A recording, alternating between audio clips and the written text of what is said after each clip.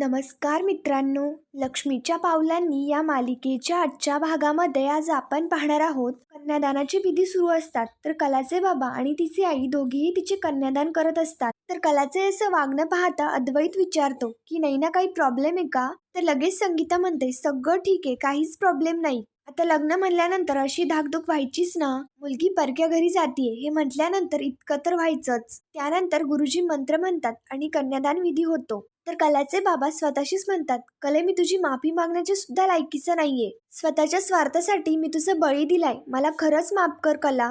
तुझं कन्यादान मला असं करावं लागल असं स्वप्नात बी वाटलं नव्हतं. गुरुजी म्हणतात, आता हे कन्यादानाचं पाणी तुम्ही सगळ्यांनी तुमच्या डोळ्याला लावायचं. गुरुजींच्या सांगण्याप्रमाणे सगळे लगेच पाणी डोळ्याला लावतात. गुरुजी अद्वैतला म्हणतात की आता नवऱ्या मुलाने तिच्या आईवडिलांना वचने द्यायची आहेत की तुम्ही दिलेल्या सगळ्या वचनांची मी पालन करेल. त्यानंतर कला व अद्वैत दोघेही संगीता आणि दिनकर यांचे आशीर्वाद घेतात. ते सगळं पाहता कलाला खूपच रडू येत असतं आणि कला लगेच तिच्या बाबांच्या मिठीत जाऊन रडते. त्यानंतर इकडे दुसरीकडे काजल आणि त्याचा मित्र हे दोघेही मंदिरामध्ये येतात. तर ते दोघेही मंदिरामध्ये इकडे तिकडे विचारपूस करू लागतात. तर काजल इकडे तिकडे विचारपूस करू लागते. तर त्या लोकांनी तिला कुठेच पाहिलेलं नसतं. ज्या मुलांची राहुलने धुलाई केली त्या मुलांकडे काजल व तिचा मित्र येतो आणि त्यांना विचारपूस करू लागतो की या मुलीला तुम्ही कुठे पाहिलंय का?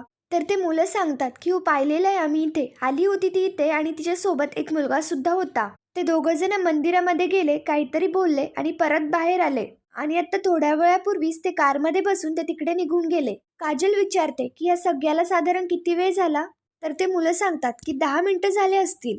तर काजल लगेच तिच्या फ्रेंडला म्हणते की ती फार लांब गेली नसणार, म्हणजे आपण तिला पकडू शकतो. आणि ते दोघे लगेच तिच्या माग्यावरती जातात. इकडे कला खूप रडत असते.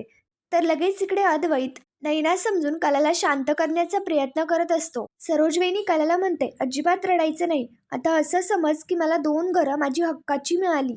तुझे आई बाबा आपल्याकडे केव्हाही येऊ शकतात, राहू शकतात, तूही त्यांच्याकडे जाऊ शकतेस. त्यामुळे तू अजिबात रडू नको. त्यानंतर इकडे आबा कलावतीच्या बाबांकडे येतात. आबा दिनकरला म्हणतात तुम्ही आता खाली चला माझ्या बरोबर. या नवीन जोडप्याचे होणारे विधी आपण आपल्या डोळ्यामध्ये सामावून घेऊयात. तर लगेच आबा त्यांना तिकडनं घेऊन जातात. त्यानंतर इकडे दुसरीकडे राहुल आणि नैना दोघीही गाडीत बसलेले असतात. तर नैना राहुलला म्हणते आता अशा परिस्थितीत मी कुठे जाऊ? लग्न मंडपातून मी आत्ताच आलीये. आई बाबा तर मला घरात सुद्धा नाही घेणार. राहुल म्हणतो तुझा विश्वास आहे ना माझ्यावरती? लगेच तेव्हा नैना म्हणते स्वतःपेक्षा जास्त. तर राहुल नैनाला म्हणतो आपण एक काम करूयात, इकडे सिच्युएशन कंट्रोलमध्ये येईपर्यंत आपण दोघे कुठेतरी लांब जाऊयात, मस्त 4-5 दिवस राहू. मग इथे सिच्युएशन कंट्रोलमध्ये येते असा अंदाज आला तर मी स्वतः तुला तुझ्या घरी सोडेल, तुझ्या आईबाबांची समजूत काढेल. तर नैनाला देखील राहुलचं हे सगळं म्हणणं पटतं. राहुल विचारतो की तुझ्या आईबाबांना चालेल ना? तर नैना स्वतःशीच म्हणते आता किती जरी काही केलं तर राहुल हा चांदेकरांचाच मुलगा आहे, त्यामुळे मम्माला काहीच प्रॉब्लेम नाही येणार आणि मग बाबांना देखील तीच कन्व्हिन्स करेल. त्यानंतर तेवढ्यात तिथे काजल आणि तिचा फ्रेंड येतो. नैनाही काजलला पाहते आणि काजलही नैनाला पाहते. तर लगेच काजल नैनाला आवाज देत तिच्याकडे येऊ लागते. पण मात्र नैना लगेच राहुलला म्हणते की आपल्या मागे काजल आलीये, तिने जर आपल्याला एकत्र पाहिलं तर खूप मोठा प्रॉब्लेम होईल. तर लगेच नैना व राहुल दोघीही गाडीत बसून पुढे निघून जातात. त्यांच्या मागावरती राहुल आणि तिचा फ्रेंड देखील असतो. ते त्यांना पकडण्याचा प्रयत्न करत असतात. तेवढ्यात त्यांची गाडी स्लिप होते आणि ते दोघेही खाली पडतात. काजल खाली पडलीये तरी ती नैनाला आवाज देत असते. तर काजल स्वतःशीच म्हणते सॉरी यार कला दीदी, मी तुला दिलेलं वचन नाही पाळू शकले. इकडे दुसरीकडे मंगळसूत्राचा विधी सुरू होतो. तर गुरुजी म्हणतात की आपण आता मंगळसूत्राच्या विधीला सुरुवात करूयात आणि ते तशीच पुढची तयारी देखील करू लागतात. मंगळसूत्र घालायचे हे म्हटल्यानंतर कला तर खूपच घाबरून जाते. गुरुजी तसेच विधी देखील करू लागतात. गुरुजी कलाला म्हणतात मुलीने तिच्या पती परमेश्वरांच्या हाताला हात लावायचा. तर कला लगेच नाईलाजाने की होईना पण अद्वैतच्या हाताला हात लावते. कला स्वतःशीच म्हणते मंगळसूत्र घालण्याचा विधी झाला तर हे लग्न पूर्ण होईल, मग मी काहीच करू शकणार नाही. मला काहीही करून हे लग्न थांबवायला हवं. काजू अजून का नाही आलीये? नैनाताई सापडली असेल का? तेवढ्यात तिथे लगेच मंडपामध्ये काजू येते. काजू गाडीवरने पडल्यामुळे तिच्या डोक्याला खूप मोठी जखम झालेली असते. संगीता व तिची बहीण दोघीही काजू आली हे पाहतात. संगीता लगेच काजलकडे येते. तर काजल विचारते हे कोण आहे? संगीता सांगते की काय झालं आणि नैनी कुठे? तर काजल म्हणते नैना दिदी नाही सापडली ग. तर संगीता काजलला सांगते हे बघ काजू, मंगळसूत्राचे विधी सुरू झालेत, नैनी कुठे? काजल सांगते मी खूप प्रयत्न केला. मी नैना दिदीला थांबवण्याचा खूप प्रयत्न केला पण ती नाही थांबली. ती निघून गेली. काजलचे हे बोलणे ऐकल्यानंतर संगीताला खूपच त्रास व्हायला लागतो. ती घाबरायला लागते. ती खूपच रडत असते. तिला काय करावं काहीच सुचत नसतं. इकडे कला स्वतःशीच म्हणत असते, आई तू कुठे आहेस? नैनाताईला लवकर घेऊन ये. पास झालं आता हे सगळं. मी अजून नाही सहन करू शकत. मला हे लग्न नाही करायचंय. इकडे संगीता लगेच कलाकडे येते आणि कलाच्या कानामध्ये बोलू लागते की कले मला माफ कर. आत्ता काजू आली आणि ती म्हणत होती की नैना कुठेच सापडली नाही. तर इकडे काजूची मावशी काजलला सांगते कला आहे तिथे. संगीता सांगत असते आता हे लग्न तुला करावं लागेल आणि लगेच संगीता तिकडनं निघून जाते. गुरुजीही अद्वैतला म्हणतात की आता तुम्ही नवऱ्या मुलीच्या गळ्यामध्ये मंगळसूत्र घाला. आता तर कलाला काय करावं काहीच सुचत नसतं. अद्वैत कलाच्या गळ्यामध्ये मंगळसूत्र घालायला लागतो. हे सगळं पाहता कला खूपच घाबरते आणि कलाला लगेच अद्वैत व तिच्यामध्ये घडलेली भांडणं आठवतात. कलाला त्याच्या भांडणामधलं अद्वैतचं सगळं बोलणं आठवत असतं. कला लगेच मोठ्याने ओरडत म्हणते थांबा हे सगळं आणि कला लगेच तिच्या डोक्यावरचा पदर बाजूला घेते. समोर कलाला पाहता अद्वैतला तर मोठा धक्काच बसतो. अद्वैतच्या घरच्यांच्या देखील पायाखालची जमीन सरकते. संगीता, काजल, तिचे बाबा सगळेच खूप घाबरतात. प्रेसवाले तर त्यांच्याकडे कॅमेराच लावून बसलेले असतात. अद्वैत कलाला विचारतो तू काय करतेयस इथे? नैना कुठे? अद्वैत लगेच रागातच त्याच्या हातातलं मंगळसूत्र खाली फेकून देतो. अद्वैत चिडत विचारतो काय तमाशा चाललाय हा आणि नैना कुठे? संगीता व कोणी काहीच बोलायला तयार नसतं.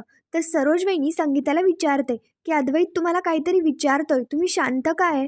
अद्वैत विचारत असतो आता कुणी माझ्या प्रश्नाचं हे उत्तर देणार आहे का? काय चाललंय हे सगळं? लग्न आहे की मस्करी? मला माझ्या प्रश्नाचं आत्ताच्या आत्ता आणि ताबडतोब उत्तर हवंय. कोणाला अद्वैतला काय सांगावं हे काहीच समजत नसतं. सरोज वहिनी देखील विचारत असते की आम्हाला काहीतरी उत्तर द्या. आमची सून कुठे आहे? म्हणजेच नैना कुठे आहे? आणि तिच्या जागी ही मुलगी मंडपात आलीच कशी? अद्वैत म्हणतो मला समजतंय. ज्या अर्थी ही मुलगी इथे उभी आहे म्हणजे तिचा मेजर मोठा प्लॅन असणार. बघितलं ना सगळ्यांनी की ती सहजपणे ही आपला चेहरा झाकून लग्नाचे सगळे विधी माझ्याबरोबर पूर्ण करत होती. तर कला अद्वैतला म्हणते अद्वैत तुला हे सगळं चुकीचं वाटतंय.